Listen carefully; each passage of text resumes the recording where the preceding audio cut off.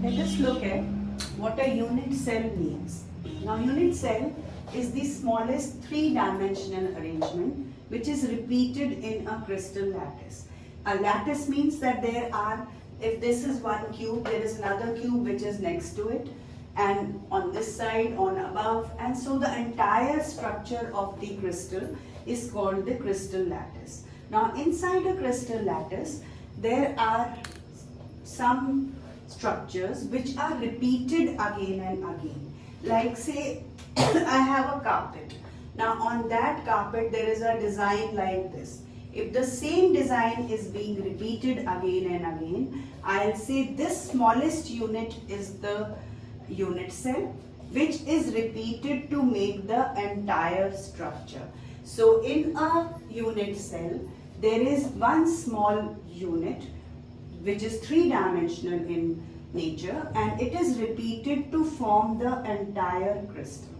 So by dotted lines I have shown how there are different blocks one next to the other. Now in a crystal there are particles, ions or molecules which are present to form the solid. Now we have shown these particles slightly away from each other.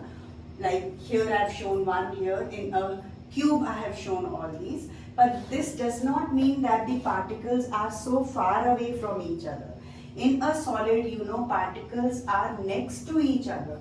But if I want to show you the structure and I make a structure this way, you won't be able to understand what is actually taking place.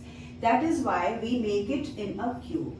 Now in a cube, in the unit cell, we've taken three unit cells here: primitive unit cell, body center unit cell, and face center unit cell. Now in a primitive unit cell, the particles are present only at the corners, like here at the corners. When they are present only at the corners, and they are also shared on top, below, above, everywhere there are other unit cells. So this corner unit, the corner molecule, is being shared by 8 other unit cells. So each particle at the corner is being shared by 8 other unit cells. So its contribution to one unit cell is only 1 by 8. So we'll say 8 into 1 upon 8, its particle contribution is 8 corners multiplied by 1 upon 8 each one's contribution. So there is only one particle present in a primitive unit cell. Now look at body center unit cell. In body center unit cell, there are 8 particles at the corner, and those 8 particles are being shared again by 8 unit cells, one above side like this. So their contribution remains 1 upon 8. Whereas body center, one particle which has been shown right in the center of the cube is the body center particle. Now that is inside the cube, so it is not being shared by any other particle. So its contribution is complete.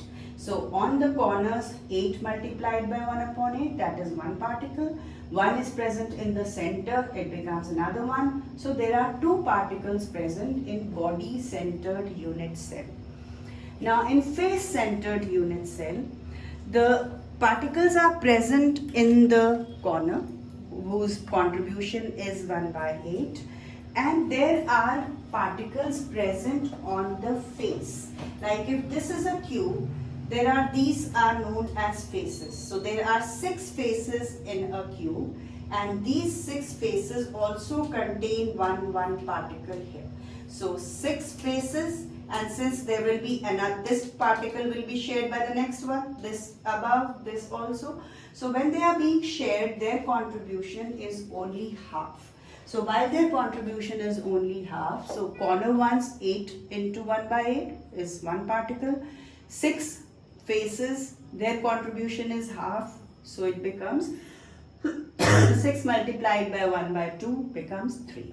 So in a face centered unit cell, there are 4 particles.